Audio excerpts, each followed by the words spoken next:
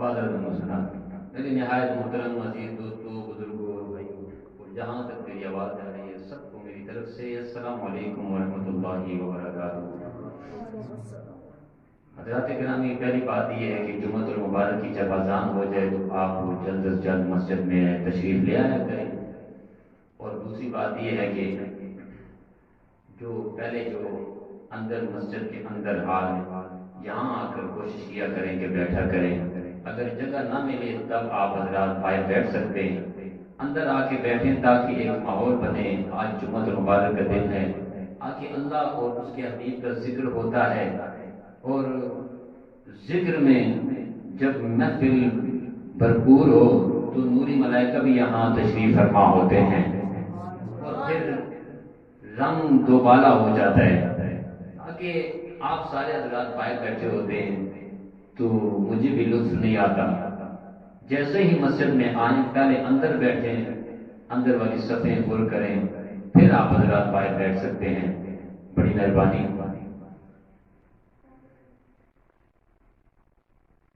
اللہ تبارک و تعالی جل جلالہ کا لاکھ لاکھ شکر ہے اور یہ احسان ہے، اس نے ہمیں آقا علیہ الصلوۃ والسلام کی امت میں سے پیدا فرمایا ہے، اور یہ امت وہ ہے کہ جس کی خواہش موسیٰ علیہ السلام نے کی، اے اللہ یہ امت مجھے نہیں دیتا، کہا یہ میں نے اپنے حبیب کے لیے تحفہ رکھا ہوا ہے، میں نے اپنے حبیب کو دینی یہ امت۔ پھر رب کائنات نے ارشاد فرمایا، اے موسیٰ تو میرا کلیم ضرور ہے، پیارا ہے، پر یہ میں نے اپنے حبیب کے لیے تحفہ رکھا ہوا ہے، میں نے اپنے یار کو تحفہ میں دینا ہے۔ موسیٰ علیہ السلام نے عرض کی، مولا اگرچہ یہ تحفہ رکھا ہوا ہے تو نے اپنے حبیب کے لیے، مجھے یہ امت عطا نہیں کر سکتا، تو پھر ایسا کر کہ مجھے اس امت میں سے پیدا ہی کر دے۔ اتنی پیاری امت ہے کہ موسیٰ علیہ السلام نے خواہش کی کہ مجھے امت دے دے، نہیں تو امتی ہی بنا دے، امتی ہی بنا دے۔ تو یہ امت کہ لوگ جو ہیں اتنے عظیم اور مرتبے والے ہیں کہ موسیٰ علیہ السلام نے خواہش کی۔ ابھی یہ تو ہو گئی امت کی بات، ابھی حضور کی بات ہے کہ ہر نبی نے خواہش کی مجھے اپنا حبیب دکھا دے، کاش میں دیکھ سکتا کملی والے کو، کاش کہ میں دیکھ سکتا۔ اور عیسیٰ علیہ السلام نے تو حد ہی کر دی، عیسیٰ علیہ السلام عرض کر کہ کاش میں امتی ہوتا، امت میں سے پیدا ہوتا، کاش امت میں سے پیدا ہوتا۔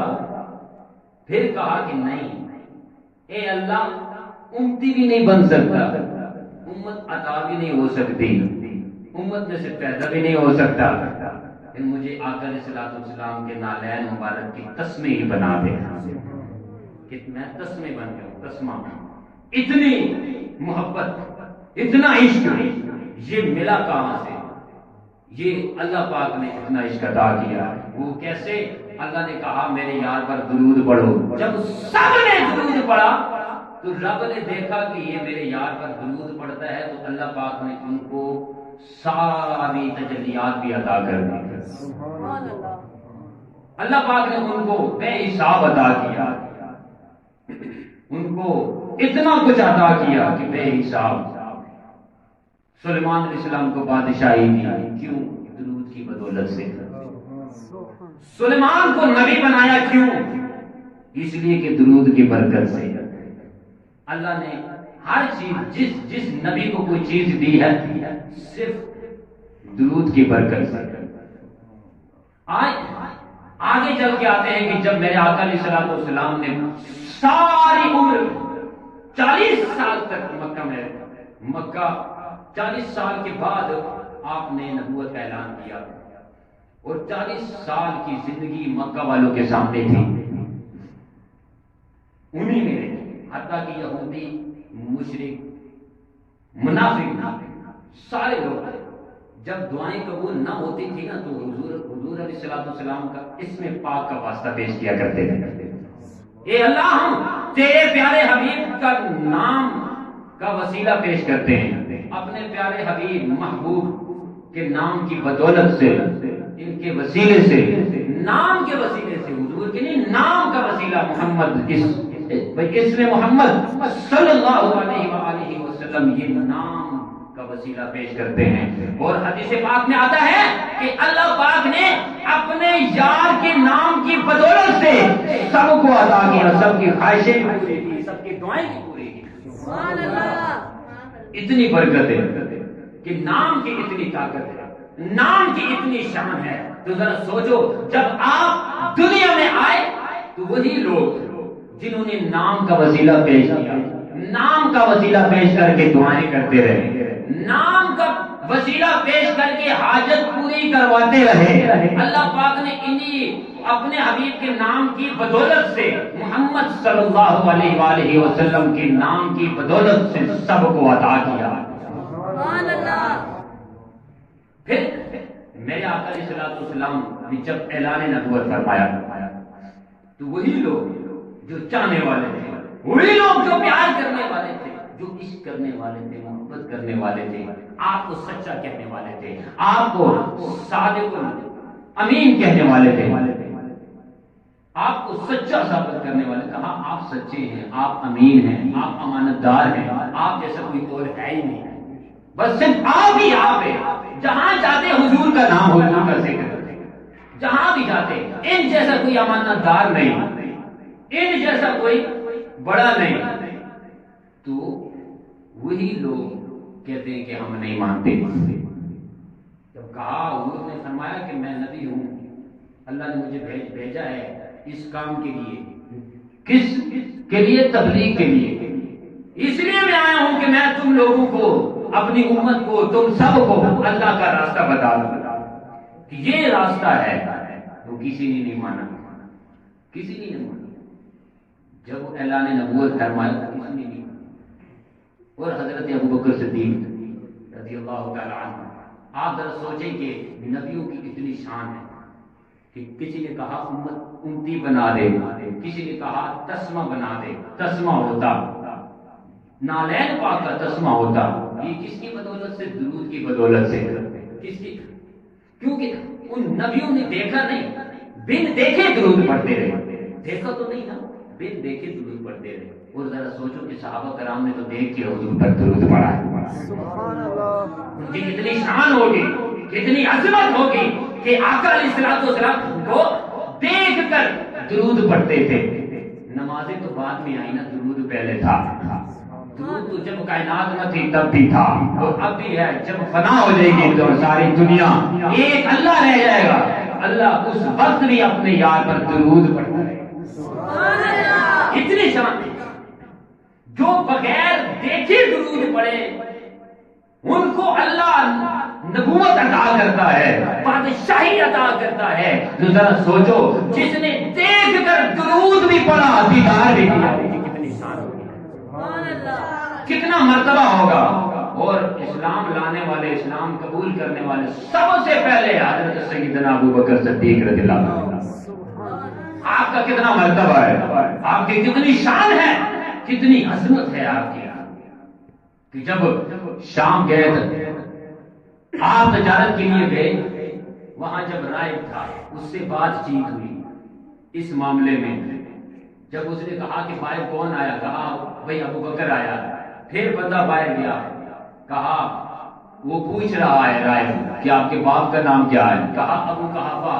پھر آیا، اس راہب کو بتایا یہ نام ہے. کہا اب پھر پوچھ کے آؤ کہ آئے کہاں سے ہو. خاندان بھی پوچھا، نام پوچھا، باپ کا نام پوچھا. پھر کہا کہاں سے آئے ہو؟ مکہ سے آئے ہو. کہا ان کو اندر بلا دو. جب اندر آئے حضرت سیدنا ابوبکر صدیق رضی اللہ تعالیٰ کیا دیکھتے ہیں کہ اس راہب کی عمر 150 سال ہے اور ضعیف ہے. اپنی یہ جو پرمٹے ہوتے ہیں یہ اتنے بڑے ہوئے، بڑے تھے. یوں بابا جی نے اٹھایا، یوں دیکھا آنکھیں اوپر کر کے. تو حضرت سیدنا صدیق اکبر نے بھی دیکھا، بابا جی نے بھی دیکھا. بابا جی نے دیکھا کہ یہ وہی ہے جس کا تذکرہ تورات میں ہے، انجیل میں ہے، زبور کتب سماویہ میں حضرت سیدنا ابو بکر صدیق رضی اللہ تعالیٰ عنہ اور حضور کی چاہنے والوں کا بھی ذکر ہے. اگر حضور کی چاہنے والوں کا ذکر کتب سماویہ میں ہے تو میرے کملی والے کا ذکر نہیں. پر ان میں تحریف کر دی گئی. حضور کا نام میں بہت کوشش کی مٹا دیں. ایک ناٹ مٹاتے تھے تو 2 ہو جاتی تھی, جب 2 مٹاتے 4 ہو جاتی. اللہ نے کہا یہ نام مٹ نہیں سکتا, ان کا ذکر کبھی ختم نہیں ہو سکتا. کیوں کہ یہ ساری عظمتیں, ساری شانیں, سارا مرتبہ, سارا مقام یہ میں دینے والا ہوں, کسی بندے نے تو نہیں دی. جیسا کہ ورفعنا لک کا ذکر, آپ کے ذکر کو بلند کرنے والا میں ہوں. بندہ کون ہے جو گھٹا دے؟ بندے کی کیا اوقات ہے جو گھٹا دے؟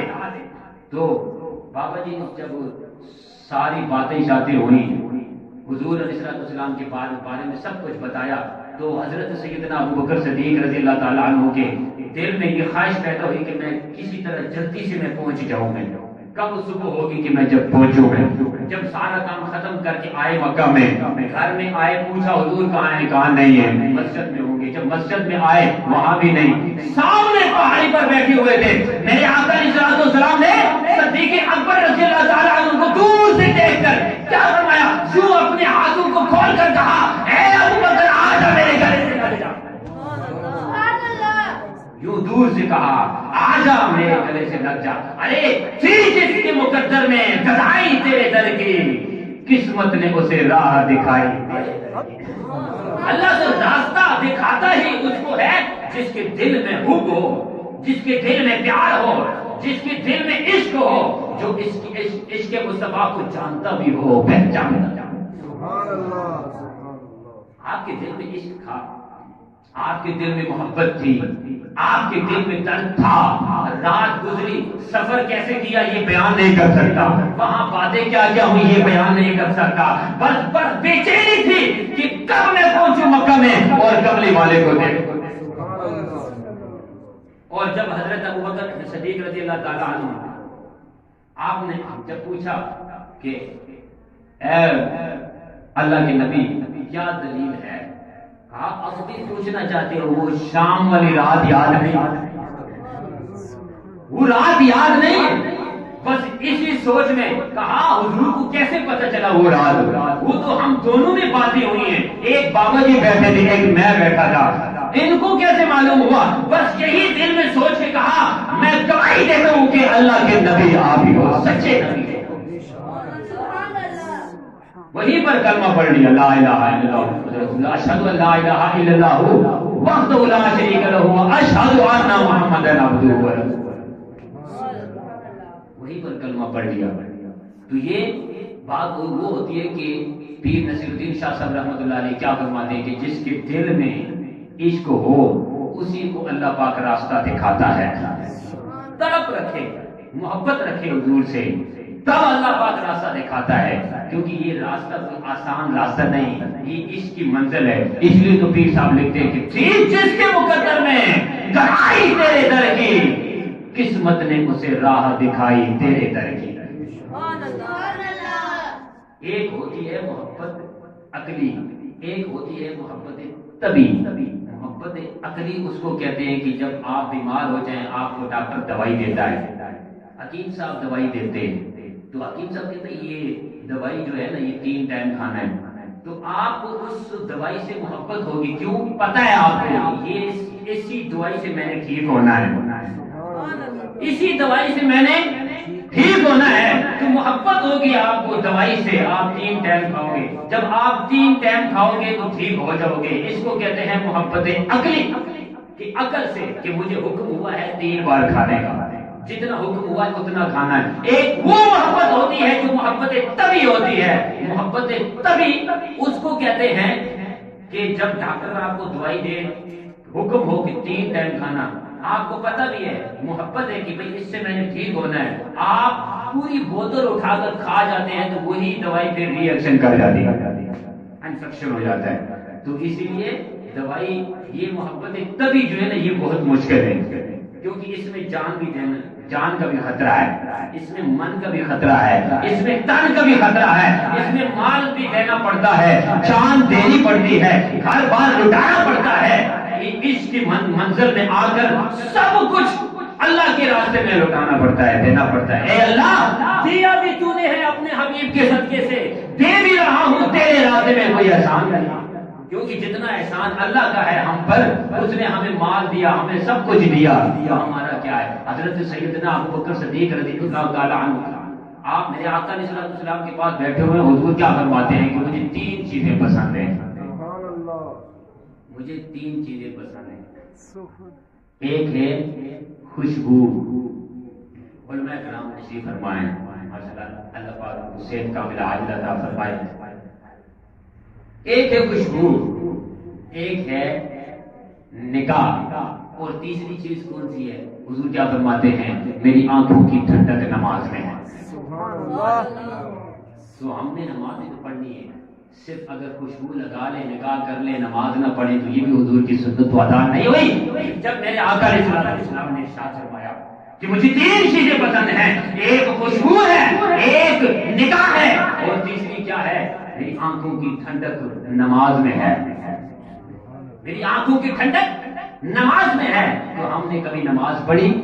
جب نماز نہ تھی، صحابہ کرام درود پڑھتے رہے، آپ کا دیدار بھی کرتے رہے، تو آپ کا چہرہ دیکھتے رہے اور درود بھی پڑھتے رہے۔ جب نماز آئی، جب حکم ہوا نماز ہی نہیں پڑھنی ہے، تو صحابہ کرام نے درود بھی پڑھا، نماز بھی پڑھی اور دیدار بھی کیا۔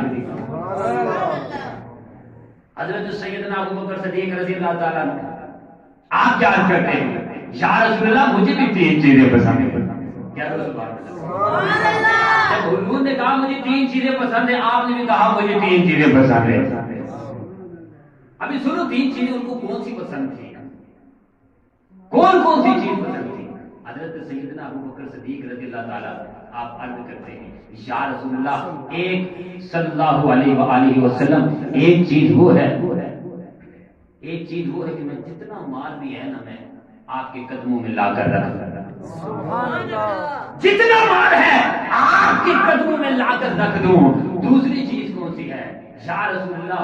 دوسری چیز یہ ہے کہ میں آپ کا دیدار کرتا رہوں،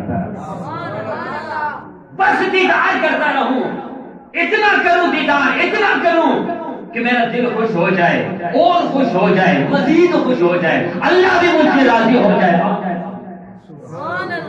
تیسری چیز کون سی ہے؟ کوئی مال دیتا ہے، کوئی مال دیتا ہے اللہ کے راستے میں، جب کوئی حکم انفاق فی سبیل اللہ کو حکم جب حضور نے فرمایا، وہ بھی بات میں کروں گا، کوئی دیتا ہے مال؟ نہیں دیتا، بڑا جگرا چاہیے مال دینے کے لیے، پر سیدنا صدیق اکبر رضی اللہ تعالیٰ عنہ نے سارا کا سارا کہا، مجھے یہ چیز بہت پسند ہے کہ میں سارا مال لا کر آپ کے قدموں میں رکھ دوں۔ اتنا پیار، اتنا عشق، کامل عشق، صحابہ کرام کا عشق دیکھو، یہ چہرہ دیکھنے کا اثر کیا ہے، درود پڑھنے کا اثر کیا ہے۔ اگر نبیوں کو نبوت مل سکتی ہے، بادشاہی مل سکتی ہے، بغیر دیکھے، بغیر دیدار کیے، صرف درود کی بدولت سے اللہ نے ان کو بادشاہی بھی دی اور نبوت۔ تو جنہوں نے سامنے بیٹھ کر حضور کی صحبت میں بیٹھ کر، آمنے سامنے بیٹھ کر اور درود بھی پڑھتے رہے، دیدار بھی بیان کرتے رہے، نمازیں بھی پڑھتے رہے، مالے بھی لوٹاتے رہے۔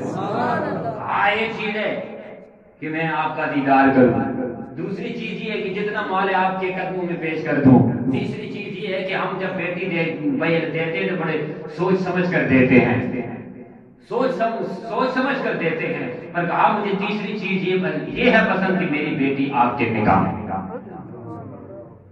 کتنی پیاری بات ہے، تھی جس کے مقدر میں گدائی تیرے در کی، قسمت نے اسے راہ دکھائی،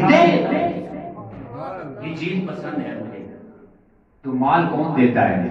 جب انفاق فی سبیل اللہ کا حکم آیا تو حضرت عمر فاروق نے کہا، ہر بار ابو بکر مجھ سے سبقت لے جاتا ہے، ہر بار مجھ سے ہم سب سے آگے بڑھ جاتا ہے، آج حضور نے حکم دیا انفاق فی سبیل اللہ کا، کیوں نہ میں جلدی گھر جا کے سارا مال جتنا مال مجھے میرے پاس ہے وہ میں لے آؤں. تو جب گھر گئے تو حضرت عمر فاروق رضی اللہ تعالیٰ عنہ نے آدھا مال, گھر کا آدھا مال یوں باندھا, آدھا گھر میں آدھا ساتھ حضور کی بارگاہ, حضور کی بارگاہ میں حاضر ہو گئے. تو میرے آقا علیہ الصلوۃ والسلام نے قبلی والے نے پوچھا اے عمر گھر میں کیا چھوڑ کے آئے ہو؟ کہا مثلہ, یہ آدھا مال میں لے کے آیا ہوں, اتنا ہی مال گھر چھوڑ کے آیا ہوں. تو آدھا بھی نہیں لے کے آتے. صحابہ کرام کی کتنی شانیں ہیں کہ اپنی بیٹیاں بھی دی, مال بھی دے دیا, ہر چیز دے دیا. کیوں کہ حضرت سیدنا صدیق اکبر رضی اللہ تعالیٰ عنہ معلوم تھا کہ الذی جمع مالہ وعددہ, الذی جمع مالہ وعددہ, یہ جو تم گن گن کے رکھتے ہو, جوڑ جوڑ کے رکھتے ہو, یہ تمہارے کسی کام بھائی آنے والا نہیں. یحسب ان مالہ اخلدہ, یہ تمہیں کچھ کام نہیں دے سکتا. کیا ہم پیسوں سے موت کو روک سکتے؟ کیا ہم پیسوں سے بیماری ٹھیک کر سکتے ہیں؟ بڑے بڑے اسپتالوں میں جاؤ تو وہاں لکھا ہوگا کہ دوائی دینا ہمارا کام ہے, پیسے لینا بھی ہمارا کام ہے, یہاں آنا تمہارا کام ہے, آپریشن کرنا ہمارا کام ہے, اور پھر وَإِذَا مَرِضْتُ فَهُوَ يَشْفِينِ, شفا دینا رب کا شفا کوئی نہیں دے سکتا, اللہ دیتا ہے شفا. ان کو پتا تھا اگر ہم یہ جانتے ہیں قرآن کی تفسیر, ہر چیز جانتے ہیں, معنی بھی جانتے ہیں, رکوع بھی جانتے ہیں, اسرار بھی جانتے ہیں, کہنا کیا چاہتے ہیں یہ بھی جانتے ہیں, تو ہم سے بڑھ کر صحابہ کرام جو حضور کی صحبت میں بیٹھنے والے, جن کے سامنے رب کائنات نے اپنا ایک ایک سورج کر کے نیچے اتارا, اپنے یار کے دل پر قرآن اتارا, کلام اتارا, اور اتارنے والا کون تھا؟ اللہ تھا. لے کر آنے والا کون تھا؟ جبریل تھا. کس کے دل پر اترا؟ کملی والے کے. دیکھنے والا کون تھا؟ صاحب. پتا چلا ہمیں پڑھ کر اتنا علم ہے, انہوں نے لکھ کر کتنا علم حاصل کیا ہوگا. ان کو پتا تھا کہ الذی جمع مالہ وعددہ یحسب ان مالہ اخلدہ کلا لینبذن فی الحطمۃ. یہ ان کو پتا تھا کہ یہ مال کسی کام کا نہیں ہے. کیوں؟ یہ جب تک مال ہمارے پاس ہوگا, الہاکم التکاثر, تو ہم غافل رہیں گے, اتنے غافل ہو جائیں گے, اتنے غافل ہو جائیں گے کہ حتی زرتم المقابر, یہاں تک کہ ہم قبروں کا منہ دیکھ لیں گے, قبروں کا منہ دیکھ لیں گے. اور حدیث پاک میں آتا ہے اسی سورت کی یعنی تفسیر حتی زرتم المقابر کی آیت کی تفسیر کیا ہے کہ حضور علیہ السلام کیا ارشاد فرماتے ہیں کہ جب بندہ دنیا سے جاتا ہے, آنکھیں بند کرتا ہے, روح نکل جاتی ہے, اٹھا کر جب لے کر جا رہے ہوتے ہیں تو تین چیزیں ساتھ لے کر جائے گا. ان میں سے دو چیزیں واپس آ جاتی ہیں. کون کون سی؟ ایک مال, ایک مال اور ایک عزیز و اقارب, ہمیں دفن کر کے آ جاتے ہیں. اور جو تیسری چیز ہے وہ اس کے ساتھ جاتی ہے, وہ کیا ہے؟ وہ عمل ہے, وہ اعمال ہے, مال نہیں اعمال. وہ عمل جو دنیا میں ہم نے کیا ہوگا, دنیا میں ہم نے اگر اچھے کام کیے ہوں گے تو صلہ اچھا ہوگا, برے کام کیے ہوں گے تو صلہ بھی برا ہوگا. ہمیں کم از کم اتنا تو پتہ ہونا چاہیے کہ ہماری میت اٹھا کر جنازہ گاہ میں لے کر جاتے ہیں, اور وہاں میت سامنے پڑی ہوتی ہے. جنازہ پڑھنے کے بعد جب وہ وہی قرآن مجید, وہی رب کا کلام, پیارا کلام جو ہم نے دنیا میں پڑھا بھی نہیں, دیکھا بھی نہیں, وہی قرآن ہم وہی اٹھا کر ہیلا کرتے ہیں, وہی قرآن کا وسیلہ پیش کرتے ہیں. ھذا القرآن وھذا المال بمکملۃ الصوم والصلاۃ والزکاۃ والحج مما هو شہید فیثبت من حقوق اللہ تعالی.